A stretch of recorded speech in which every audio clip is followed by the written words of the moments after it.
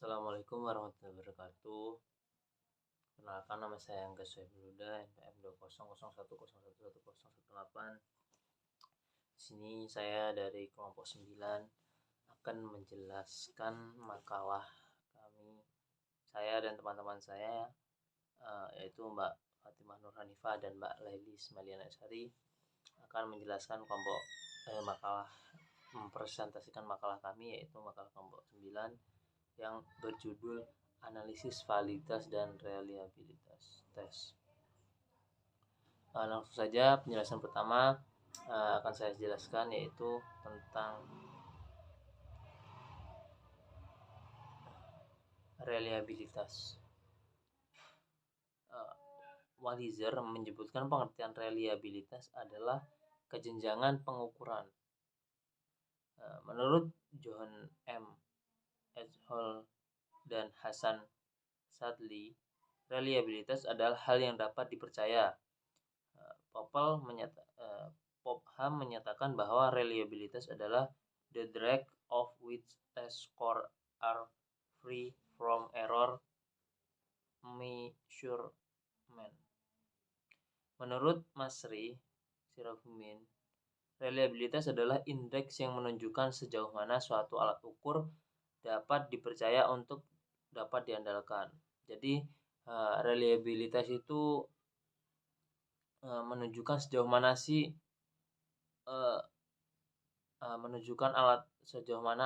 alat ukur yang dapat dipercaya dan dapat diandalkan. Bila suatu alat pengukur dapat 2 kali untuk mengukur gejala yang sama dan hasilnya pengukuran yang diperoleh relatif konsisten, maka alat pengukur tersebut reliable. Dengan kata lain, reliabilitas menunjukkan konsisten suatu alat pengukur di dalam pengukuran gejala yang sama. Nah, jadi itu maksudnya reliable itu seumpama ada alat ukur untuk mengukur suatu, dan ketika sudah mengukur sesuatu dan mengukurnya itu tidak cuma sekali, mengukurnya 2 kali ataupun 3 kali, diulang-ulang seperti itu, dan hasilnya itu relatif konsisten, itu bisa dikatakan reliable, atau menunjukkan reliabilitasnya menunjukkan kekonsistenan pada alat ukur tersebut, seperti itu.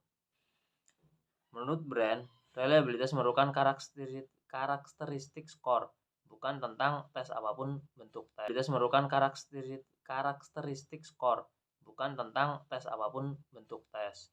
Menurut Sumandi, reliabilitas menunjukkan sejauh mana hasil pengukuran dengan alat tersebut dapat dipercaya. Hasil pengukuran harus reliable dan artian harus memiliki tingkat konsistensi dan kemantapan. Ini sebenarnya hampir sama menurut Sumandi dan juga menurut Masri Sungarimbun. Ini hampir sama. Pada intinya itu reliabilitas itu alat ukur itu tuh harus bisa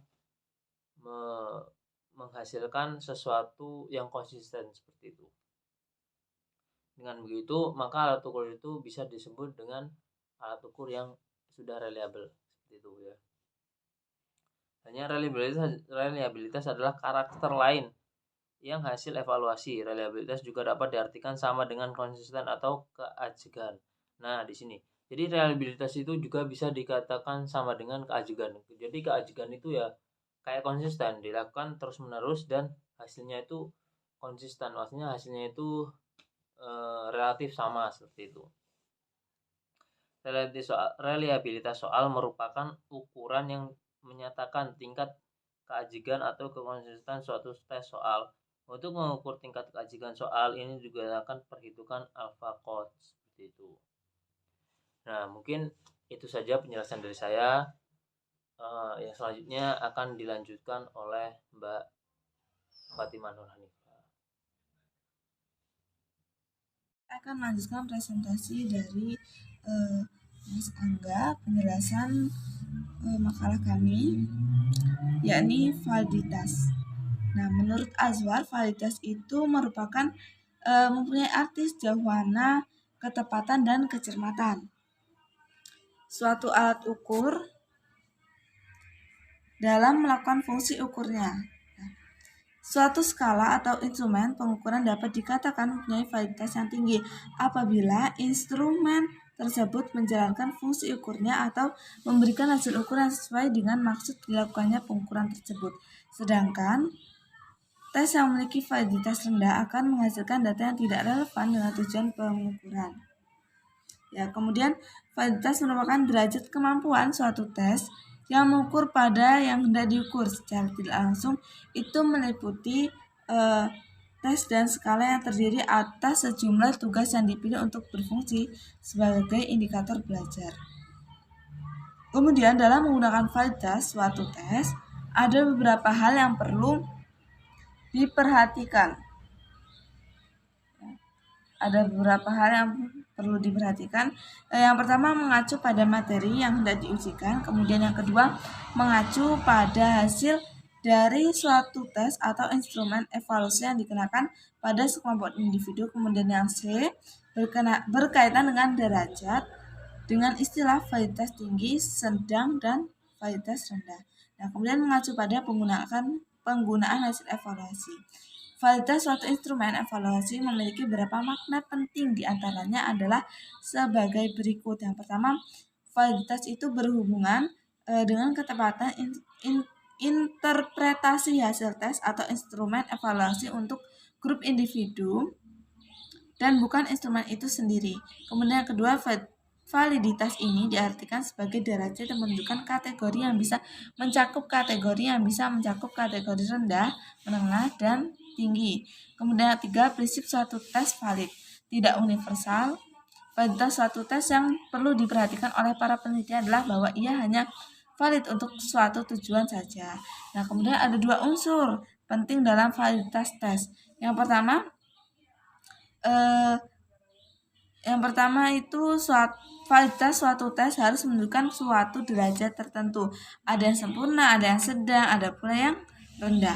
Nah, seperti itu. Kemudian yang kedua, validitas dihubungkan dalam suatu putusan atau tujuan spesifik, sebagaimana pendapat R. Thorndike dan Hagen bahwa validitas is always in relation to a specific decision or ask. Jenis-jenis validitas dan reliabilitas. Yang pertama, validitas. Nah, ini ada dua macam ya. Pertama, validitas logis dan validitas empiris. Nah, validitas logis itu apa sih? Jadi validitas logis itu berasal dari kata logika atau validitas logis sering juga disebut sebagai analisis kualitatif, yaitu berupa penalaran atau penelaah. Dengan makna demikian, maka validitas logis untuk sebuah instrumen yang memenuhi persyaratan valid berdasarkan hasil penalaran. Kondisi valid tersebut dipandang terpenuhi karena instrumen yang bersangkutan sudah dirancang secara baik mengikuti teori dan ketentuan yang ada. Nah, kemudian yang kedua, validitas empiris. Nah, validitas empiris ini adalah memiliki arti pengalaman. Sebuah instrumen dapat dikatakan memiliki validitas empiris apabila sudah diuji dari pengalaman. Itu. Kemudian ada 4 jenis validitas yang sering digunakan. Yang pertama, validitas isi, kemudian validitas konstruksi, yang ketiga validitas ada sekarang, kemudian yang terakhir validitas prediksi. Nah, reliabilitas menyebutkan bahwa ada dua cara untuk mengukur reliabilitas, yaitu pertama reliabilitas stabil, kemudian yang kedua reliabilitas ekivalen. Mungkin cukup itu saja yang dapat saya sampaikan. Saya kembalikan ke moderator. Ya, itulah penjelasan dari kelompok kami. Apabila ada salah dalam menjelaskan dalam materi kelompok kami, kami kelompok 9 memohon maaf. Dan apabila ada kritik saran pada materi yang salah, silahkan dituliskan dan kami akan memperbaikinya, insyaallah. Saya akhiri. Wassalamualaikum warahmatullahi wabarakatuh.